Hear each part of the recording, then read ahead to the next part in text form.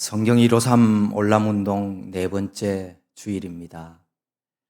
오늘 말씀은 하나님의 형상으로 지음받은 인간이 하나님과의 친밀한 교제를 하지 않고 악한 마귀 사탄과 교제하며 타락하는 장면을 보여주고 있습니다. 이 타락 장면은 성경 전체를 통틀어서 정말 가장 안타까운 모습이 아닐 수 없습니다. 하나님의 형상으로 지음받은 인간은 하나님과의 아름다운 교제를 이어가지 않고 안타깝게도 사탄의 꼬임에 빠져서 타락해버리고 말았습니다. 하나님이 보시기에 심히 좋았더라고 기록할 만큼 아름답게 창조된 사람이 왜 어떻게 타락하게 되었을까요? 그 타락의 과정은 이렇습니다.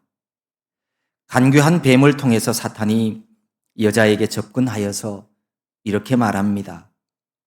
하나님이 참으로 너희에게 동산 모든 나무의 열매를 먹지 말라 하시더냐.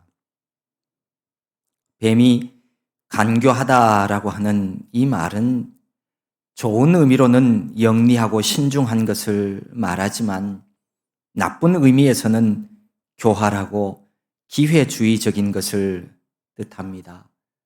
뱀은 본래 영특하게 지음받았으나 사탄의 도구로 사용이 되어지자 그 지혜는 사악한 것으로 전락하였습니다.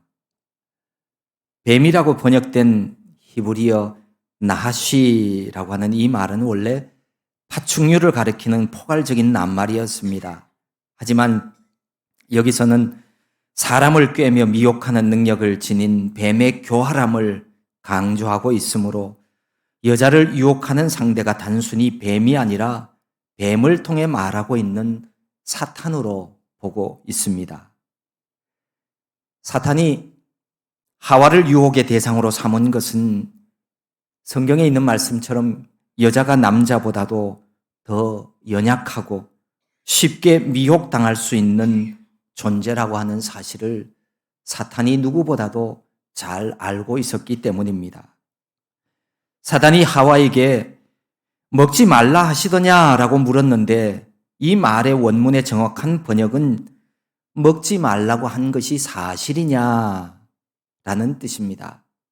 사탄이 하나님의 금지 명령을 몰랐을 리가 없습니다.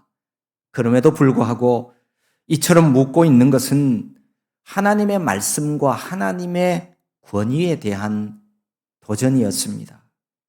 할 수만 있으면 하나님의 하신 말씀을 변하도록 하려고 하는 겁니다. 하지만 우리 하나님의 백성들은 이런 사실을 기억하고 있어야 합니다. 하나님은 사람이 아니심으로 시건하지 아니시고 변개하지 않으신다는 점입니다. 그리고 그분 말씀에 순종하는 것이 인간 본연의 의무이자 복된 길이라는 사실입니다. 여자가 뱀에게 대답하는 것이 3절에 나와 있습니다. 동산나무의 열매를 우리가 먹을 수 있으나 동산 중앙에 있는 나무의 열매는 하나님의 말씀에 너희는 먹지도 말고 만지지도 말라 너희가 죽을까 하노라 하셨느니라. 여자는 하나님의 말씀, 하나님이 하시는 말씀에 만지지도 말라라고 하는 자기 생각을 거기다가 첨가를 했습니다. 더 나아가서는 죽을까 하노라라고 하는 말을 하면서 하나님이 하신 말씀 그대로가 아니라 하나님의 말씀을 왜곡했습니다. 진짜 하나님이 뭐라고 말씀하셨는지는 그 앞장 2장 16절 17절에 보면 나와 있습니다. 거기 보면 하나님이 이렇게 말씀하셨어요. 동산 각종 나무의 열매는 내가 임의로 먹되 선악을 알게 하는 나무의 열매는 먹지 말라. 내가 먹는 날에는 반드시 죽으리라. 반드시 죽으리라 라고 하셨죠. 그랬는데 이 하와는 그렇게 말하지 않았습니다. 우리 인간의 모든 시험과 유혹은 하나님의 말씀을 그대로 받아들이지 않고 하나님의 말씀을 그대로 믿지 않는 것에서부터 시작이 되어집니다. 그대로 받아들이지 않고 그대로 믿지 않고 있다는 의미는 바로 그것이 믿음이 아니라는 뜻입니다. 아무리 입으로 나는 하나님을 믿어요! 라고 얘기해도 하나님이 주신 말씀을 그대로 믿고 그대로 말하고 그대로 살아가고 있지 않는 것은 하나님을 믿는 것이 아닙니다. 믿으면 순종하게 되어 있어요.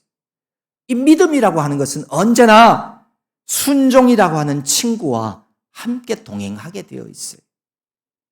순종하지 않는 것은 믿는 것이 아닙니다. 올바른 신앙생활을 하려거든 하나님의 말씀을 그대로 믿어야 합니다. 말 그대로 점 하나도 내 마음대로 붙였다 떼었다 해서는 안 되는 거예요. 하나님이 주신 말씀은 1.1획도 변하지 않고 그대로 하나님의 말씀으로 여기고 믿어야 한다는 말씀입니다. 성경의 마지막 책 요한계시록 22장에 보면 이렇게 말씀합니다.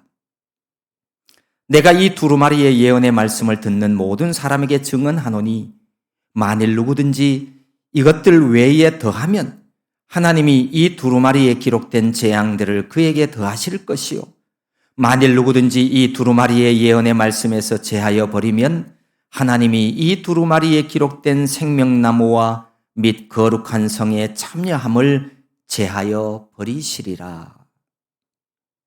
하나님의 말씀에 전적으로 순종하십시오. 거기다가 내 생각을 더하거나 내 생각대로 빼버리면 그거는 믿음이 아니에요. 믿는 것이 아니라는 말입니다. 신앙생활의 나쁜 방향 중에 하나는 성경 말씀의 원래적인 의미를 왜곡하는 것입니다. 또한 내 방식대로 하나님의 말씀을 응용해서 내 생각대로 해석하고 내 생각대로 하나님의 말씀을 변형하는 것입니다. 하나님의 말씀은 하나님이 우리에게 말씀을 주신 이유는 그 말씀을 받아서 그대로 우리의 삶에 적용하라고 주신 것이지 내 기준대로 붙였다 뗐다 응용하라고 주신 말씀은 아닙니다. 하와는 하나님의 말씀을 그대로 믿고 있지 않았습니다. 그 결과 유혹에 당연히 넘어지고 말았습니다. 사탄은 여자의 말을 듣고서 이렇게 말합니다. 너희가 결코 죽지 아니하리라. 너희가 그것을 먹는 날에는 너희 눈이 밝아져 하나님과 같이 되어 선악을 알 줄 하나님이 아심이니라. 사탄은요, 하나님의 말씀과 다른 말을 합니다. 하나님의 말씀과 다른 말, 그것을 세 글자로 뭐라고 하는지 아십니까? 거짓말. 하나님의 말씀과 다른 것은 다 거짓말. 하나님은 반드시 죽는다라고 말씀하셨는데 하와는 죽을까 하노라 그랬더니 사단이 그거 딱 받아서 바로 얘기하는 거예요. 아니야, 결코 죽지 아니할 거야. 사단은 거짓말에서 한 발짝 더 나가서 그것을 먹는 날에는 너희 눈이 밝아져서 하나님과 같이 되어서 선악을 알게 된다고 말합니다. 하나님과 같이 된다는 이 사탄의 거짓말, 꼬임에 넘어간 여자는 선악과를 따먹습니다. 그리고는 자기 남편에게도 주어서 먹게 합니다. 같이 그 선악과를 먹음으로써 결국 함께 타락하고야 말았습니다. 우리가 죄가 나쁜 것은 다 알아요. 그 죄가 가지고 있는 속성 중에 하나는 늘 옆에 있는 사람을 물고 들어간다는 사실입니다. 흔히 하는 말로 물귀신 작전. 사탄은요, 이미 하나님께 형벌받기로 작정된 존재예요. 그래서 자기가 죽을 것을 알기 때문에 어떻게 해서든지 하나님의 형상 따라 지음받은 인간들 멸망하기를 바라고 속이고 거짓말해서 함께 멸망하기를 원하는 존재입니다. 먹지 말라는 말씀에 불순종한 여자는 자기가 먹은 선악과를 자기 남편에게도 준 거예요. 죄는 이와 같습니다. 그래서 죄는 빠르게 전파되고 또 빠르게 퍼져나가는 겁니다. 죄의 자리는 가까이 하지 않는 것이 가장 좋은 방법입니다. 아무리 부부라고 하더라도, 아무리 친한 친구라고 하더라도 죄 짓는 자리에는 함께 가지 마십시오. 함께 있지 마십시오. 알량한 의리 지켜준다면서 함께 있다가는 모두가 다 멸망하고 맙니다. 한 사람이라도 살아 있어야 나중에 그 나머지 한 사람을 다시 건져낼 것 아닙니까? 같이 있으면 같이 멸망하고 마는 거예요. 하나님은 범죄한 자들을 찾아가셔서 그 죄에 대한 신문을 하십니다. 하나님이 몰라서 그들에게 묻고 신문하는 것이 아닙니다.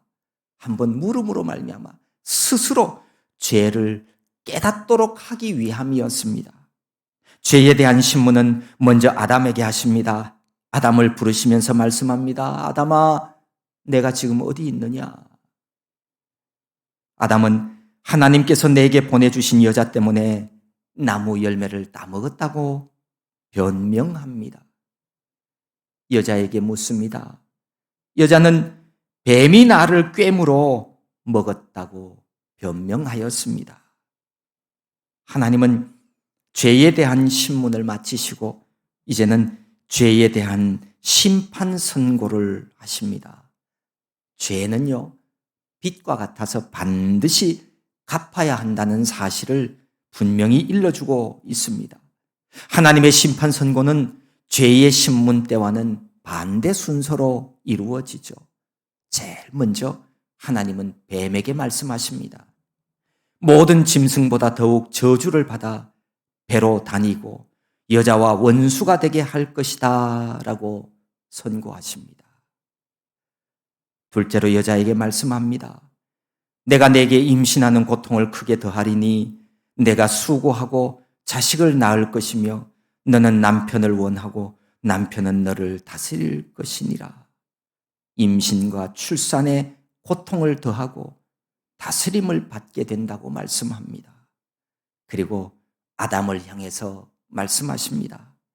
땅이 너로 말미암아 저주를 받고 평생에 수고하여야 소산을 먹게 되고 너는 흙이니 흙으로 돌아갈 것이라. 이렇게 17절에서 말씀하고 계십니다. 죄는 반드시 죄로 인한 심판과 형벌이 있게 됩니다. 그래서 누구든지 죄악을 행하고서는 형통의 삶을 살 수 없습니다. 하나님과 교통하는 자가 될 수 없습니다. 그런데 이렇게 인간이 죄를 짓고 타락하였으나 이런 중에도 하나님은 범죄한 아담과 하와에게도 최초의 복음을 허락해 주십니다. 우리는 그저 하나님 은혜 아니면 살 수가 없는 존재들입니다. 모든 것이 하나님의 은혜요 감사입니다. 거기 21절에 보면 여호와 하나님이 아담과 그의 아내를 위하여 가죽옷을 지어 입히시니라. 하나님께서 동물을 잡아서 사람에게 가죽옷을 지어 입히신 이 사건에는 중요한 의미가 있습니다. 하나는 인간의 죄를 속하기 위한 첫 번째 희생이자 구약 속죄 제사의 원형이었습니다. 또 하나는 장차 인류의 죄를 대신 담당하실 예수 그리스도의 희생적인 죽음을 예표하고 있는 사건입니다. 구약 성경에서 인류의 구원자 메시아가 오실 것임을 알리는 최초의 기록된 복음입니다. 뱀과 여인이 원수 관계에 있게 되고 뱀의 후손인 사단과 여인의 후손인 메시아 나사렛 예수가 대결한다는 것입니다. 사탄은 종교 권력과 정치 권력을 부추겨서 예수를 십자가에 못 박아 그의 발꿈치를 상하게 하였으나 예수는 죄와 사망의 권세를 깨뜨리고 부활하심으로 사단의 머리를 상하게 하셨습니다. 그래서 이 구절은, 이 말씀은 원시복음 혹은 원복음이라고 불립니다. 약속된 최초의 메시아 약속입니다. 마지막으로 우리가 살펴볼 것은 죄악의 결과입니다. 죄에는 결과가 있습니다. 하나님 말씀에 불순종함으로 말미암아 타락하게 되었습니다. 인간이 타락함으로 인해 인간의 모든 관계가 철저하게 파괴되어 버렸습니다. 그래서 죄는 정말 무서운 것이고 심각한 것입니다. 첫 번째로 하나님과의 관계가 파괴되었습니다. 하나님과의 관계는 두려움으로 파괴되어 버리고 말았습니다. 하나님의 형상 따라 지음받은 존재로서 하나님과 교제하며 사는 것이 마땅하나 죄를 지은 인간은 하나님을 두려워하여서 숨게 되었습니다. 사람이 두려움을 가지게 되어지는 대상과는 좋은 관계를 유지할 수 없습니다. 사랑할 수도 없습니다. 왜 두려움이 생겼나요? 죄를 지어서 그렇습니다. 죄가 하나님의 사랑을 멀리 쫓았기 때문입니다. 성경 요한일서 4장은 이렇게 말씀합니다. 사랑 안에 두려움이 없고 온전한 사랑이 두려움을 내쫓나니 두려움에는 형벌이 있음이라. 두려워하는 자는 사랑 안에서 온전히 이루지 못하였느니라. 두려움을 극복하는 유일한 방법은 오직 하나입니다. 온전한 사랑을 회복하는 길입니다. 이 땅의 삶을 살아가는 모든 날 동안 내가 죽는 날까지 하나님이 두려운 존재로만 느껴지고 있다면 나는 구원받지 못한 사람일 수 있습니다. 죄 가운데 있는 자는 누구든지 하나님을 두려워하게 됩니다. 그 죄가 해결되지 않았다는 겁니다. 왜? 믿지 않음으로. 하나님과의 온전한 교제와 사랑을 맛보며 살아갈 수 없습니다. 두려움을 가진 자는 말입니다.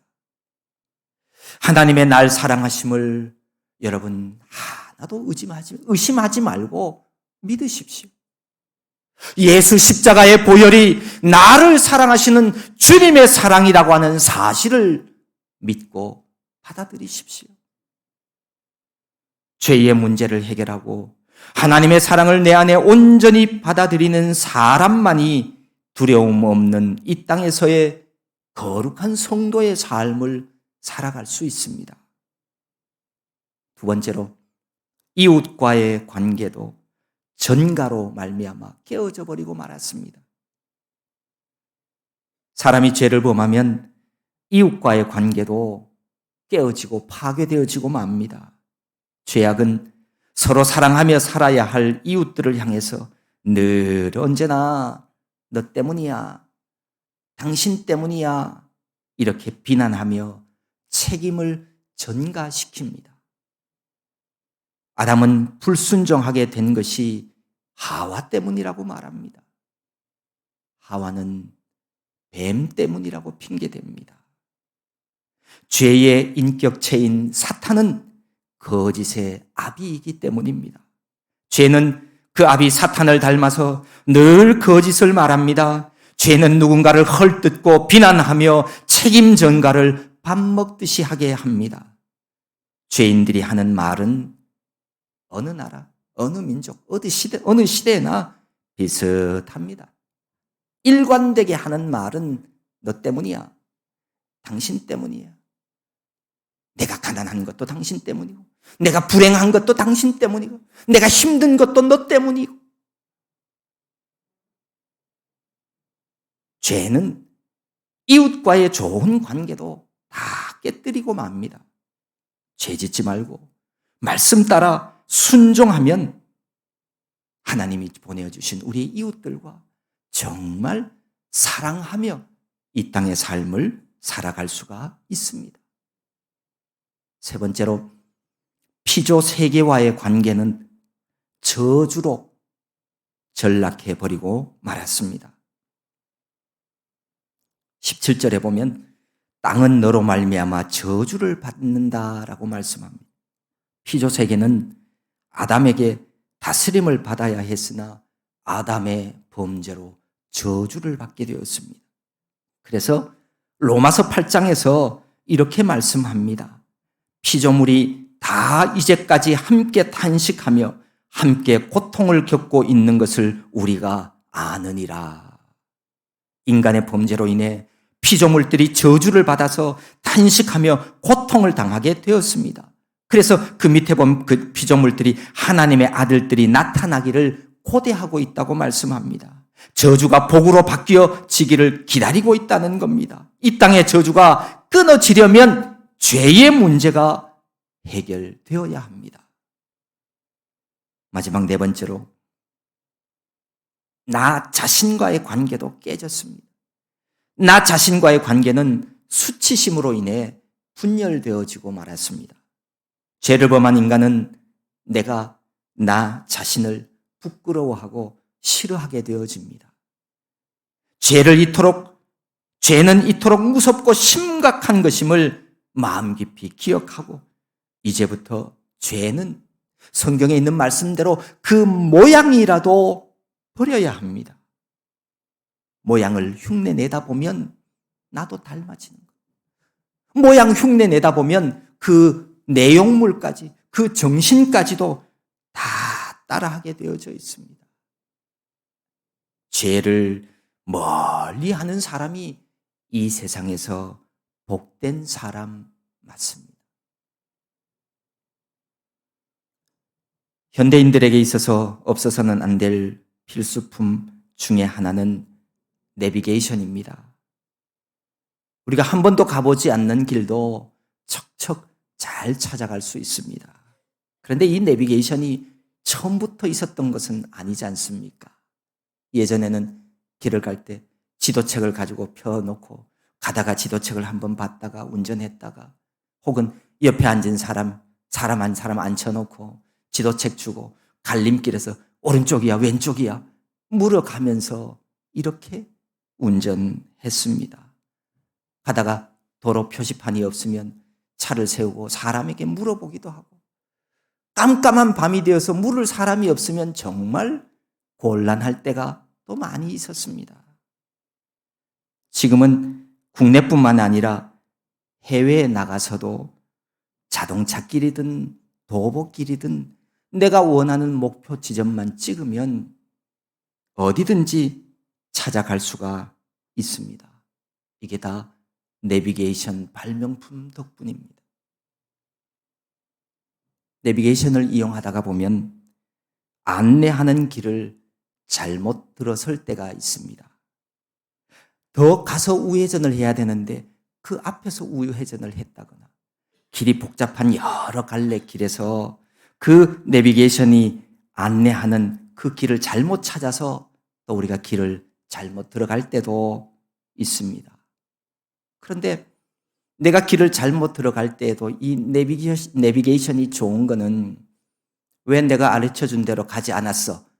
이렇게 화를 내거나 반말을 하거나 핀잔을 주지는 않아요. 언제나 친절하게 길을 안내해 줍니다. 다른 경로를 탐색하겠습니다. 다른 경로로 안내해 드리겠습니다. 그러면서 다시 내가 가야 할 목적지를 향해서 방향을 알려줍니다. 잘못 길을 들어갔을 때 내가 알지 못하는 길에서 다시 경로를 탐색하여서 내가 원하는 길을 가야 할 때 반드시 알고 있어야 하는 정보 하나가 있습니다. 그것은 바로 현재의 내 위치 정보입니다. GPS를 통해서 내 위치를 알고 있어야 합니다. 내가 지금 어디에 있는지를 알아야 목적지를 향해 갈 수 있는 다른 길을 찾을 수 있습니다. 목적지로 향해 가는 길이 있어도, 여러 길이 있어도 지금 내가 어디 있는지 내 위치를 알지 못하면 그거 아무 소용없습니다. 하나님은 사탄의 유혹에 빠져서 죄를 범한 아담을 향해서 이렇게 말씀하십니다. 아담아, 내가 어디 있느냐? 아담에게 질문하셨던 하나님은 오늘 우리들에게도 물으십니다. 동훈아, 내가 어디 있느냐? 여러분들이 있는 위치는 어디입니까? 그 장소가 내가 있어야 할 장소, 위치 맞습니까? 내 아버지의 집입니까? 하나님이 내게 보내주신 장소입니까? 거룩한 성도가 있어야 할 그 자리 맞습니까? 아담은 하나님의 형상 따라 지음받은 존귀한 자로서 하나님과 교제하며 기뻐하고 즐거워하는 생활을 해야만 했습니다. 그런데 아담과 하와는 하나님과 교제하며 지내야 할 그 시간에 오히려 하나님께서 금하신 선악과 가까이에 가 있었습니다. 그래서 결국 악한 자의 유혹에 무너지고 말았습니다.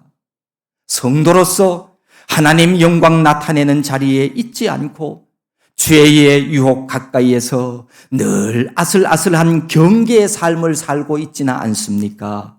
그렇다면 그 자리에서 빨리 돌아와야 합니다. 자리를 옮겨야 합니다. 그 자리에서 나오십시오. 거기에는 기쁨도 평안도 없습니다. 미래의 희망도 소망도 없습니다. 늘 항상 죄와는 먼 삶을 살아가야 합니다. 그게 성도예요. 하나님과 교제하며 그분으로 인해 기뻐해야 할 시간에 죄악과 가까이 하는 생활 조심하십시오. 사람에게는 아무리 조심해도 아무리 아니라고 해도 내가 가까이 하는 그것이 내 안으로 다 들어오게 되어 있습니다. 죄와 가까이 하면 죄악 가운데 멸망하게 됩니다. 오직 하나님만 가까이 하는 자가 되십시오. 거기에 우리 주님이 주시는 희락과 기쁨이 있습니다. 만약에 내가 주님 앞에 범죄했을 때나 좁은 길 생명의 길을 걸어가다 잘못 길을 접어들었을 때에도 내가 있는 위치를 빨리 잡아야 합니다. 내 위치가 정확해야 다른 길 탐색이 가능합니다. 잘못된 길에서 다시 주님 앞으로 되돌아갈 수 있기 때문입니다. 아담아, 내가 어디 있느냐? 묻는 주님의 음성을 우리도 명심하면서 날마다 주님 곁에 거하기를 즐거워하는 바로 그런 신앙인이 되어야 합니다. 여러분이 혹시나 연약하여 범죄하고 넘어졌을지라도 주저앉아 실망하거나 낙심하지 마십시오. 포기하지 마십시오. 우리 주님 바라보며 말씀 앞에 서십시오. 주님이 우리의 자리를 알게 해 주십니다. 내비게이션은 하늘에 떠 있는 위성과 교신을 하면 자신의 위치를 찾습니다. 똑같은 원리입니다. 성도는 하늘에 계신 아버지 하나님과 교통해야 합니다. 교통할 때 내가 있는 위치를 찾게 되어집니다. 그러면 나와 함께 하시는 성령 하나님께서 또 다른 경로를 탐색해 주시고 바른 길, 생명의 길로 반드시 인도해 주실 것입니다. 바로 그 자리에서 일어나십시오. 영이신 하나님과 교제하도록 오직 인간에게만 영을 불어 넣어주신 하나님의 크신 사랑, 날마다 기뻐하며 찬송하며 성도가 있어야 할 자리를 잘 분별하는 신앙생활을 하십시오. 언제나 주님 안에서 하나님과 나와의 위치를 잘 유지하면서 기뻐하며 즐거워하며 살아가는 우리 아름다운 교회 모든 성도들 다 될 수 있기를 소망합니다. 하나님 아버지 고맙고 감사합니다. 늘 언제나 우리 주님과 교통함으로 내 위치를 파악하고 주님이 이끌어 주시는 생명길을 걸어가는 우리 모두가 되게 하여 주시옵소서. 예수님의 이름으로 기도하옵나이다. 아멘.